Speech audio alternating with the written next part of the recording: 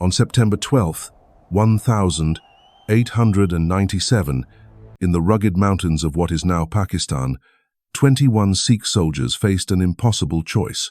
Before them stretched a sea of enemy warriors, 10,000 strong, their war cries echoing through the valleys like thunder.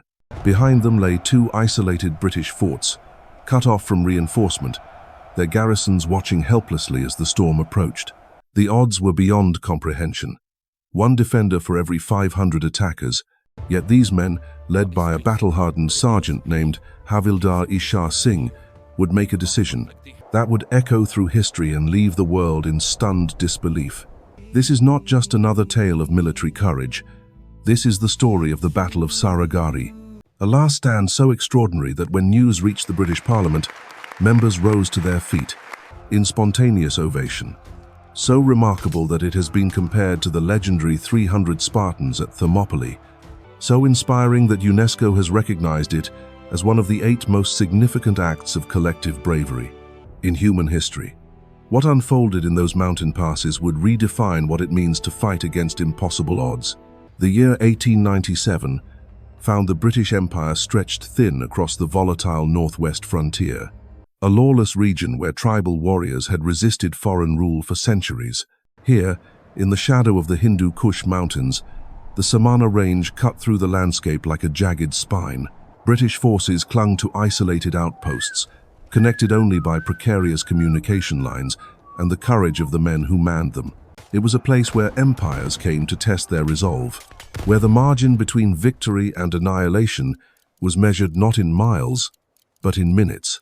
At the heart of this treacherous frontier stood Saragarhi, a small village that had become far more important than its size suggested.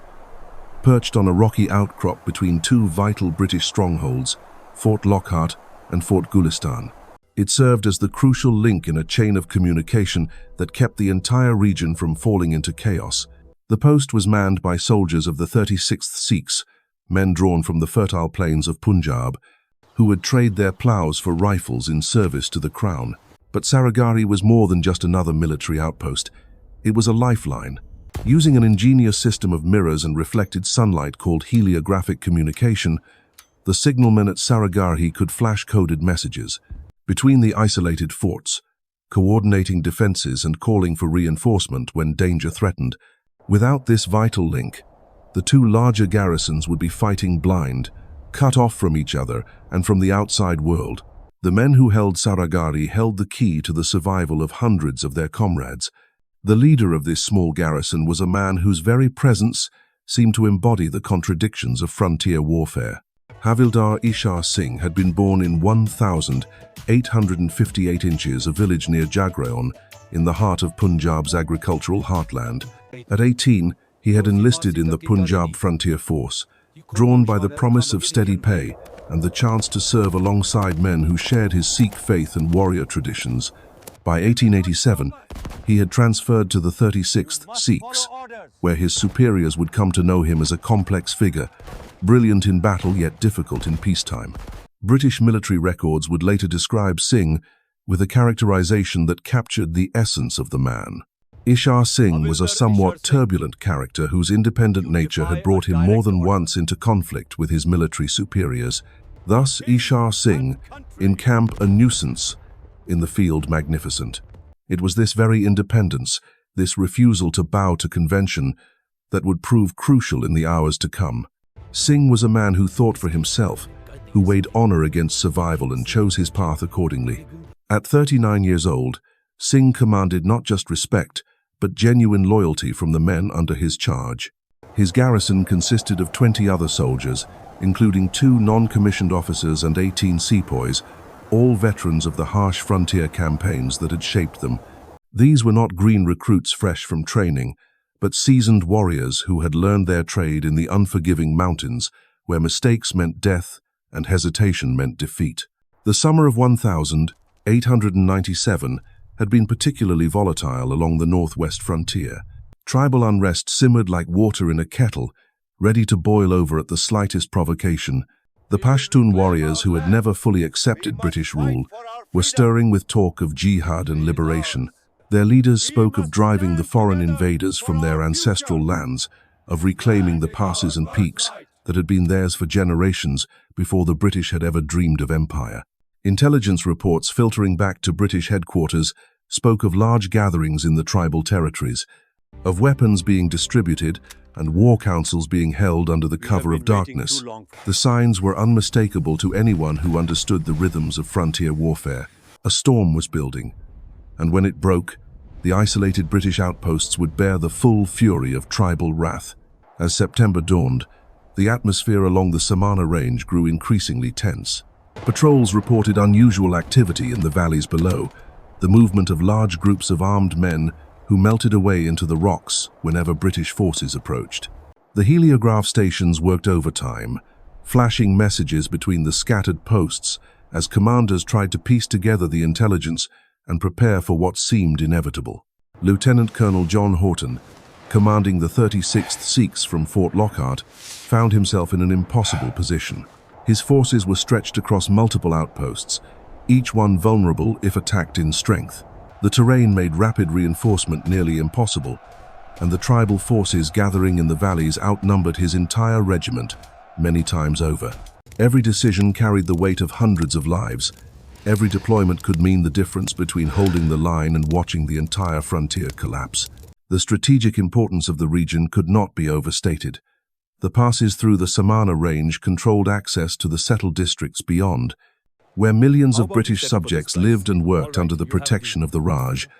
If the tribal forces could break through and reach the plains, the consequences would be catastrophic. Villages would burn, trade routes would be severed, and the carefully constructed edifice of British rule would crack along its most vulnerable frontier. For the men at Saragarhi, these grand strategic concerns felt distant compared to the immediate realities of their situation. They could see the dust clouds rising from the valleys as large bodies of men moved through the passes. They could hear the echo of war drums carried on the mountain winds. They knew, with the instinct of veterans, that their quiet posting was about to become the epicenter of something terrible and magnificent. The communication equipment at Saragarhi represented the cutting edge of military technology for its time. The heliograph system required precise alignment of mirrors to reflect sunlight in coded flashes, a delicate operation that demanded both technical skill and steady nerves. As the first week of September passed, the frequency of heliograph traffic increased dramatically.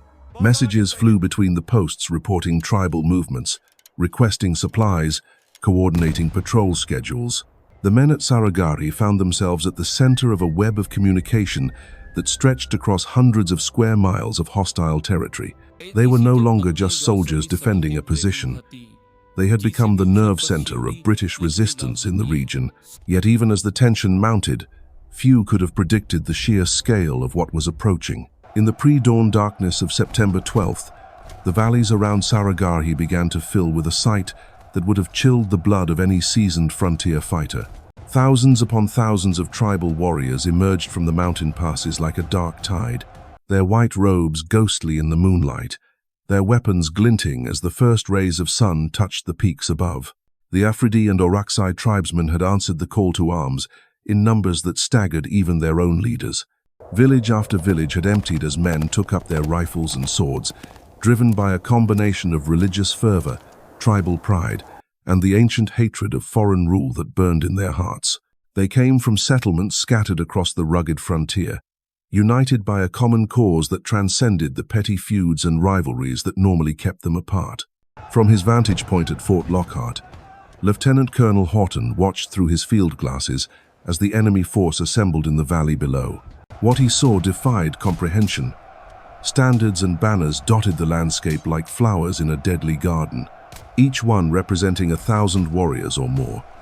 By his count, at least 14 major tribal contingents had converged on the area, creating an army that numbered somewhere between 12 and 20,000 men. The sight was both magnificent and terrifying. These were not the ragged bands of raiders that British forces had grown accustomed to fighting. This was a coordinated tribal army, organized and determined, moving with purpose toward objectives that had been carefully planned. The dust clouds raised by their march could be seen for miles, a brown smudge against the clear mountain air that spoke of an unstoppable force gathering momentum. At 9 o'clock that morning, as the sun climbed higher over the Samana Range, Sepoy Gurmukh Singh bent over his heliograph apparatus and began flashing a message that would mark the beginning of one of history's most extraordinary battles. His mirror caught the sunlight and threw it toward Fort Lockhart in a series of precise flashes that spelled out words no garrison commander ever wants to receive. We are under attack. Enemy strength approximately 10,000. Request immediate assistance. The response came back within minutes, but it was not what the defenders had hoped to hear. Colonel Haughton's reply was stark in its honesty and devastating in its implications. Cannot send immediate help to Saragarhi. You must hold your position at all costs. The fate of Fort Gulistan and Fort Lockhart depends on your actions. Godspeed. In that moment, the 21 men of the Saragarhi garrison understood their situation with crystal clarity. They were alone, outnumbered by odds that made victory impossible and survival unlikely. The nearest friendly forces were miles away, separated by terrain that would take hours to cross even under the best conditions. The enemy was already at their gates, and reinforcement was not coming. Havildar Ishar Singh gathered his men in the small courtyard of the outpost as the sound of approaching war cries grew louder. These soldiers, hardened by years of frontier service, looked to their leader for guidance in what they all knew might be their final hour. Some were young men barely out of their teens. Others were grizzled veterans who had seen action across the length and breadth of the empire. All of them understood the choice that lay before them. Singh's words, as recorded by the signalman still flashing messages to Fort Lockhart, would echo through military history. The enemy offers us terms if we surrender the post and withdraw. We have ammunition for perhaps 400 rounds per man. We are outnumbered beyond all reasonable odds. I call upon each of you to decide for yourselves whether we should attempt to escape and save our lives, or whether we should stand and fight for the honor of the regiment and the safety of our comrades in the other forts. The response was immediate and unanimous. To a man, the defenders of Saragarhi chose to fight. They would not abandon their post, would not leave their comrades blind and defenseless, would not give ground to an enemy that sought to drive British rule from the frontier. In that moment, 21 ordinary soldiers transformed themselves into something extraordinary. They became men willing to die for principles larger than themselves. Sepoy Gurmukh Singh flashed the final message to Fort Lockhart, a simple word that carried the weight of destiny. Understood. Then he turned away from his heliograph to take up his rifle, knowing that his next duty was not to communicate but to fight. The first assault came like a thunderclap. Thousands of tribal warriors surged forward across the rocky ground, their battle cries rising to a crescendo that seemed to shake the very mountains. They came in waves, some carrying scaling ladders, others wielding axes and swords, all of them driven by the fury of men fighting for their homeland against foreign occupiers. The defenders of Saragarhi met them with disciplined volleys that cut swaths through the attacking ranks. These were soldiers trained in the finest traditions of British military doctrine, men who could load and fire their rifles with mechanical precision even under the most intense pressure. Their first shot sent dozens of attackers tumbling to the ground. But for every man who fell, two more seemed to take his place. The narrow confines of the outpost worked both for and against the defenders. They were fighting with their backs to the wall in the most literal sense, every step backward bringing them closer to the final stand that they all knew was coming. Wave after wave of attackers threw themselves against the stone walls of Saragarhi, only to be driven back by the deadly accurate fire of the defenders. The tribesmen tried every tactic they knew, rushing the gate with battering rams, attempting to scale the walls with ladders, even trying to tunnel under the fortifications. Each assault was met with fierce resistance that left the ground littered with bodies. But the defenders' ammunition was running dangerously low, and more enemies seemed to appear for everyone that fell. By midday, the situation had become desperate. The walls of Saragarhi showed the scars of hours of continuous fighting, pockmarked with bullet holes and stained with the blood of both attackers and defenders. Several of the Sikh soldiers had been wounded, though none had fallen, and their ammunition supplies were dwindling at an alarming rate. Still they fought on, knowing that every minute they held was another minute for the other forts to prepare their defenses. The tribal commanders, frustrated by their inability to overwhelm what should have been an insignificant obstacle, began to concentrate their efforts on a single section of the outer wall. Using axes and crowbars, teams of warriors worked to create a breach while their comrades provided covering fire. The defenders poured everything they had into stopping this concentrated assault, but the sheer weight of numbers began to tell. With a rumble that seemed to shake the earth itself, a section of the wall finally gave way. Chunks of stone tumbled inward as tribal warriors poured through the gap like water through a broken dam. The outer defenses of Saragarhi had been breached, and the final phase of the battle was about to begin. The breach in the outer wall opened like a wound in the stone, and through it poured a torrent of screaming warriors. Steel clashed against steel as the tribal fighters met the Sikh defenders in the narrow courtyard, transforming the confined space into a maelstrom of hand-to-hand combat. The disciplined volleys that had held the enemy at bay for hours gave way to the brutal intimacy of bayonet and sword, where survival depended not on tactics but on raw courage and the will to strike first. Havildar Ishar Singh found himself at the heart of the melee, his sword cutting through the press of bodies as he fought to rally his men for one final stand. Around him, his soldiers battled with the ferocity of cornered lions, each man knowing that surrender was not an option and that death was the only alternative to victory. The courtyard echoed with the clash of weapons and the cries of wounded men, while overhead the sun continued its merciless climb toward its zenith. The defenders had prepared for this moment, knowing that once the walls were breached, their only hope lay in the inner stronghold of the post itself. Singh ordered his surviving men to fall back to the central tower, a stone structure that offered better protection and fields of fire than the exposed courtyard. One by one, the Sikhs fought their way toward this last refuge, covering each other's retreat with disciplined fire even as the enemy pressed closer with each passing second. But the tribal warriors had learned from their earlier assaults. Instead of rushing forward in disorganized waves, they advanced methodically, using the bodies of their fallen comrades as cover while they worked to surround the remaining defenders. Their leaders had recognized the quality of their opponents and adjusted their tactics accordingly, bringing the patience of mountain hunters to bear against prey that refused to be easily taken. As the afternoon shadows began to lengthen, the situation inside the inner stronghold grew increasingly desperate.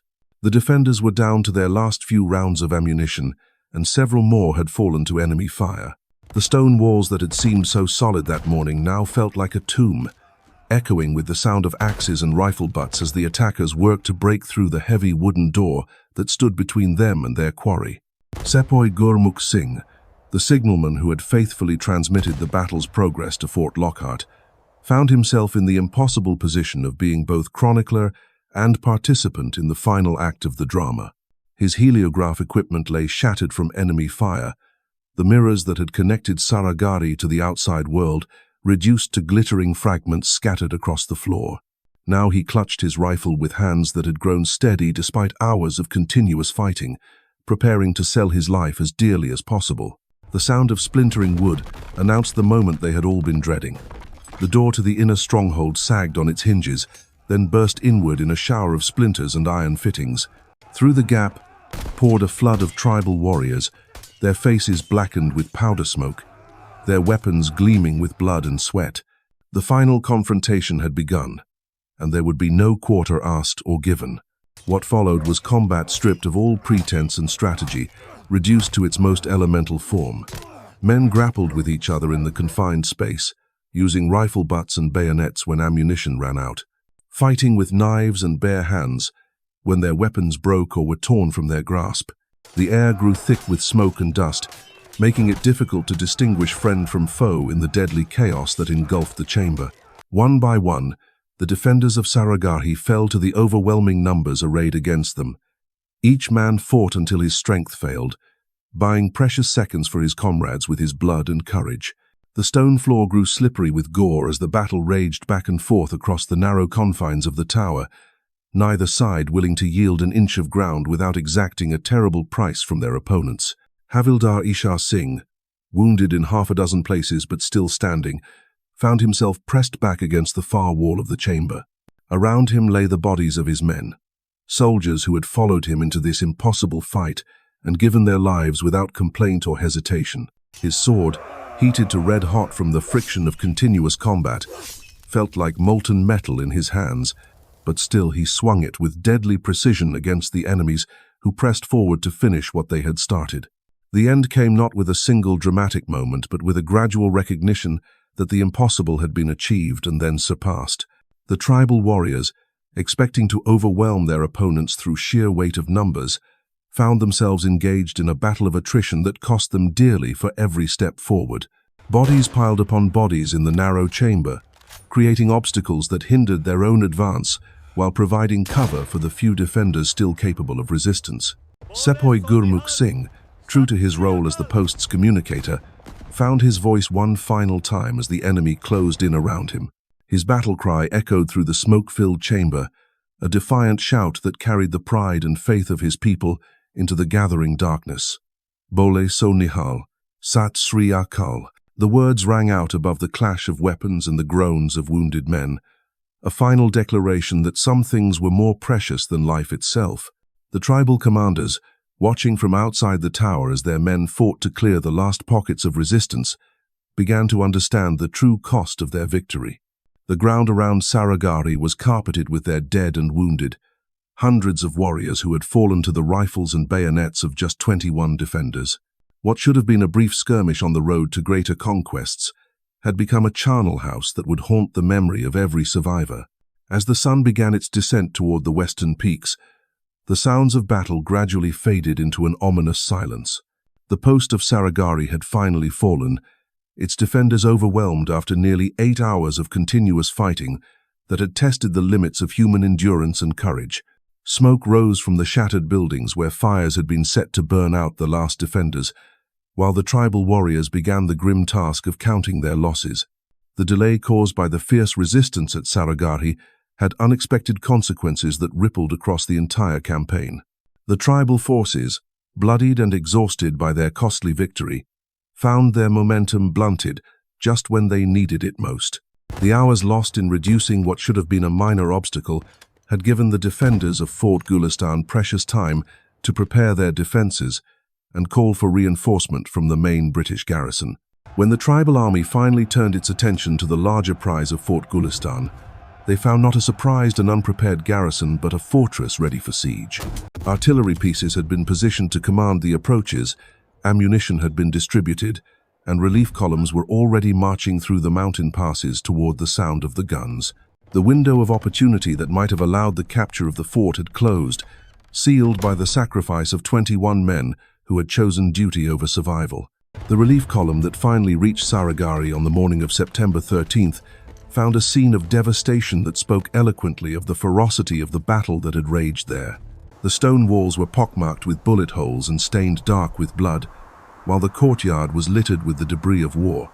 Broken weapons, torn clothing, and expended cartridge cases told the story of men who had fought with everything they possessed until nothing remained to give. Among the ruins, the bodies of the 21 defenders were found where they had fallen, some still clutching their weapons, others with their hands raised as if in final defiance of the enemy who had overwhelmed them. The respect shown by the tribal warriors was evident in the careful arrangement of the bodies, a recognition of courage that transcended the religious and cultural divisions that had brought these men into conflict. The Battle of Saragarhi stands as proof that courage is not measured by numbers, but by the willingness to face impossible odds for something greater than oneself. 21 men, outnumbered 500 to 1, held their ground for 8 hours and changed the course of history. Their sacrifice saved 2 forts, inspired a nation, and earned recognition from the British Parliament to UNESCO as one of humanity's greatest acts of collective bravery. In an age of cynicism, their story reminds us that ordinary people can achieve extraordinary things when they choose honor over survival,